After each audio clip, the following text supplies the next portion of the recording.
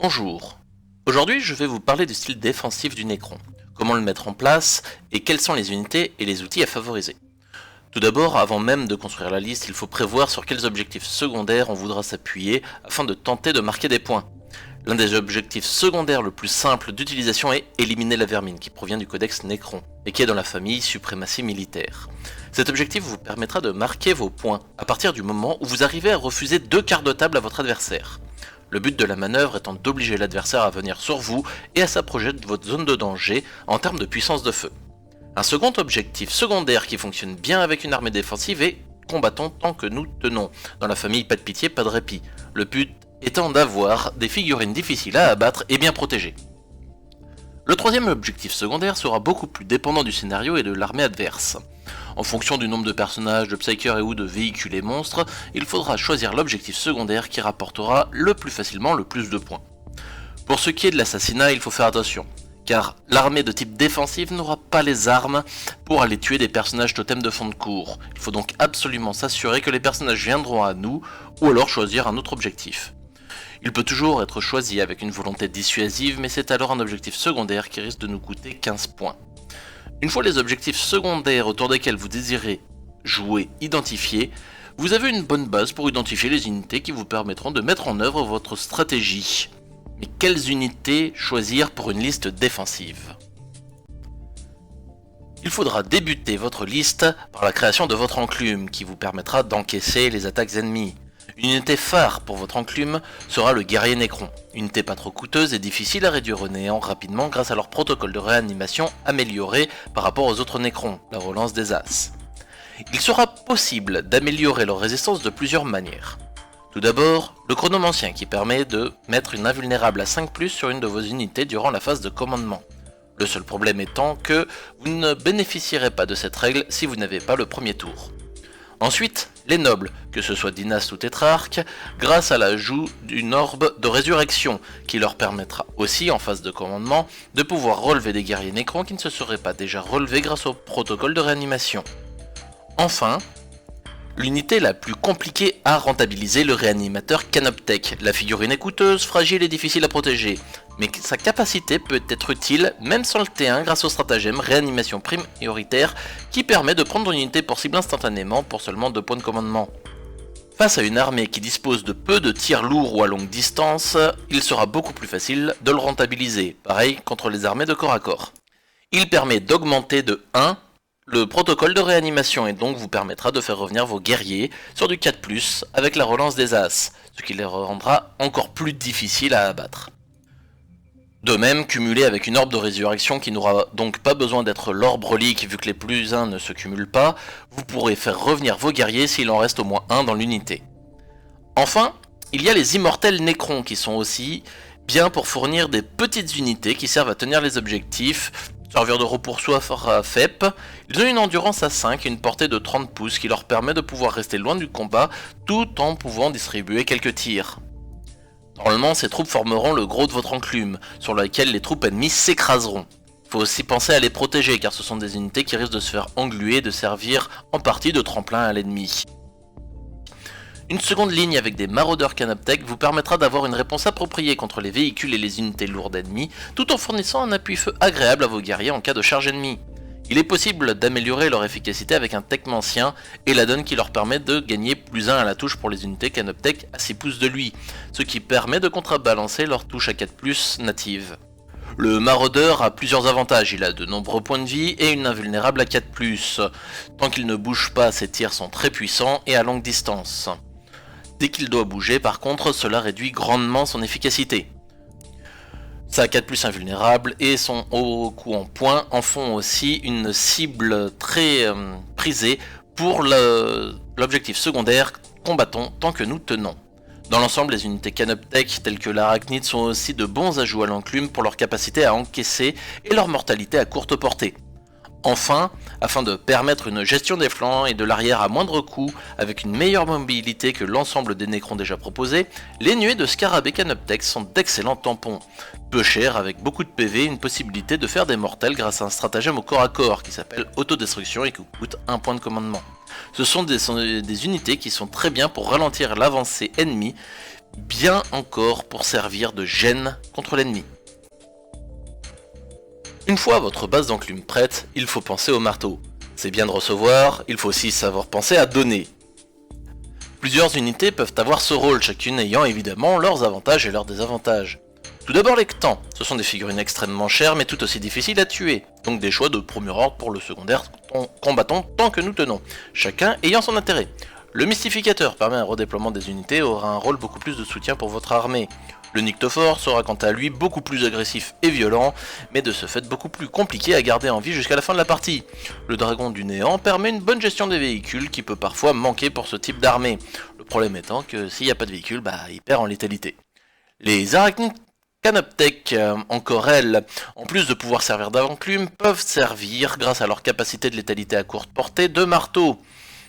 De plus, si votre armée contient déjà un techmancien avec nodule de contrôle Canoptech, elle bénéficie aussi bien que les maraudeurs du bonus à la touche. On ajoute à ça le stratagème qui leur permet de pouvoir effectuer des interventions héroïques, protecteur asservi pour un point de commandement, et ça en fait une unité très dangereuse pour l'adversaire. Les mécanoptères sont aussi une bonne unité d'agression. Le fait qu'elles soient bases leur permet de recevoir les différents boosts. Leur armement peut être amélioré par l'utilisation de différents stratagèmes en fonction du type d'armement que vous leur avez fourni. Leur vitesse de déplacement leur permettra d'aller agresser au bon endroit au bon moment. Le souci étant, c'est que cette vitesse de déplacement les empêchera souvent d'être à 6 pouces d'un de vos propres personnages qui se déplace beaucoup moins vite et donc risque de leur empêcher de bénéficier du protocole du tour. Les deux pusseurs quant à eux forment une unité très peu coûteuse qui peut aussi bien servir de manière agressive, grâce à leur capacité à apparaître sur la carte, que de manière défensive car peu coûteuse, beaucoup d'attaques. De plus, elles ne sont pas bases et n'ont pas besoin de bénéficier de différents boosts pour pouvoir gagner en létalité. Les laisser quand même à portée d'un personnage leur permet de bénéficier des protocoles de tour. Enfin, les factionnaires sont très bons pour protéger les nobles et autres personnages de votre armée qui peuvent se retrouver être des totems très importants. L'unité est coûteuse et ne s'en servir que comme pare-balles reste dommage, mais ils sont très résistants et peuvent faire une très bonne unité de contre-close. Une fois que vous avez préparé comment recevoir et comment donner, il faudra prévoir le support. Tout d'abord avec la colonne vertébrale de toute bonne armée Nécron, c'est-à-dire ces personnages qui sont d'une importance cruciale pour plusieurs raisons. Le bonus qu'ils apportent par leurs règles natives, ainsi que par la propagation des bulles de protocole de commandement. A savoir, pour pouvoir profiter des protocoles de commandement, un noble est obligatoire, que ce soit un dynaste, un tétrarque, une barge de commandement ou même un personnage nommé en fonction de votre faction. En plus de vous débloquer les protocoles de commandement, le fait d'avoir un noble vous permet d'avoir 2 cryptech pour un seul choix de QG, ce qui vous permet de multiplier les personnages tout en limitant le besoin de plusieurs détachements. Il existe 4 types de cryptech, là encore chacun avec ses utilités. Le technomancien, probablement l'un des plus importants dans une telle liste. Il permet de faire revivre des guerriers Nécrons grâce à sa capacité de rite de réanimation, et peut le faire sur 2 unités différentes grâce au stratagème Les Impérissables se relèvent pour un point de commandement.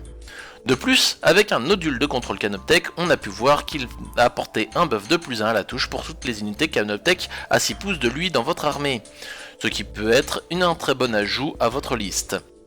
Le chronomancien permet de donner une sauvegarde invulnérable à 5+, sur une unité dynastie, ce qui permet d'améliorer des unités non bases, le seul problème étant qu'il ne s'agit pas d'une compétence qui s'active que pendant la phase de commandement, donc non présente si vous n'avez pas le tour 1. Le psychomancien s'agit de l'un des cryptech les moins utiles pour une telle liste, car beaucoup plus agressif que les autres. Après, il peut accompagner l'un de vos flancs pour apporter une grosse gêne à l'ennemi. Enfin, le plasmancien, qui comme le psychomancien, a un rôle plus agressif via les mortels qu'il peut délivrer. Après, son faible coût en points peut permettre d'avoir un personnage à moindre coût n'ayant pas trop besoin de se mettre en danger pour rester une gêne face à l'ennemi. 70 points pour pouvoir délivrer des mortels à 24 pouces, il y a assez peu de psychers qui peuvent faire la même chose. À ce moment, vous êtes censé avoir une armée à peu près prête pour en découdre. Il reste alors à choisir votre code dynastique. Il va y avoir 3 codes dynastiques qui vont être plus défensifs que les autres, avec à chaque fois leur spécificité. Tout d'abord Nefrek. Ce code vous permettra d'avoir une invulnérable sur la totalité de votre armée, invulnérable à 6+, les rendant ainsi légèrement plus résistants. La capacité de traverser les unités et les bâtiments durant les advances ou les retraites, qui permet d'éviter de se faire engluer ou de se repositionner rapidement. Enfin, leur protocole dédié leur permet d'augmenter leur mouvement et de pouvoir effectuer une action tout en pouvant tirer, ce qui permet de garder l'entièreté de vos unités disponibles pour combattre en cas de besoin, surtout en fonction de vos objectifs secondaires. Leur stratagème dédié permet de garder une unité en frappe en profondeur, ce qui peut protéger une de vos unités face à une grosse gunline. Ensuite, Zarekan. Ce code fournit une 5+ Feel No Pain contre les mortels. Mortels qui sont une source de dégâts très problématique pour les Nécrons car il n'y a pas de protocole de réanimation durant la phase psychique. Enfin, leur stratagème leur permet aussi sur un 4+, de pouvoir annuler un pouvoir psychique. Cela permet d'avoir aussi une relance par unité qui tire, ce qui ne sera pas la capacité la plus utile, mais on prend quand même, surtout quand les maraudeurs commencent à tirer, assurer une blesse de cette manière, et une autre via le stratagème, permet de fiabiliser fortement tout l'armement lourd.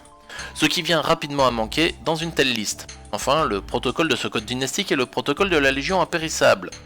Ce protocole permet de mieux régénérer vos unités multipoints de vie et d'avoir une relance à chaque protocole de réanimation. Cette relance peut vous permettre de relever plus facilement des unités à plusieurs points de vie. 2 ou 3 plus restera difficile, et de rendre les guerriers Nécrons encore plus compliqués à abattre. Enfin, Sotek. Ce code dynastique vous permettra de moins craindre le moral via la relance gratuite pour tous vos tests de morale. Le fait d'avoir les armes à tir rapide qui effectuent le double de leur tir à plus grande distance permet aussi d'augmenter légèrement votre zone de danger. Le stratagème lié permet à l'ensemble de votre armée de pouvoir mettre à bas une unité importante à détruire et d'améliorer les unités non bases de votre armée grâce à un +1 à la touche. Enfin, le protocole lié est celui du tyran conquérant, qui augmente la portée de vos auras de 3 pouces et le fait de pouvoir désengager et tirer, monnayant un malus de -1 à la touche, ce qui, jumelé au stratagème, n'est pas très dérangeant.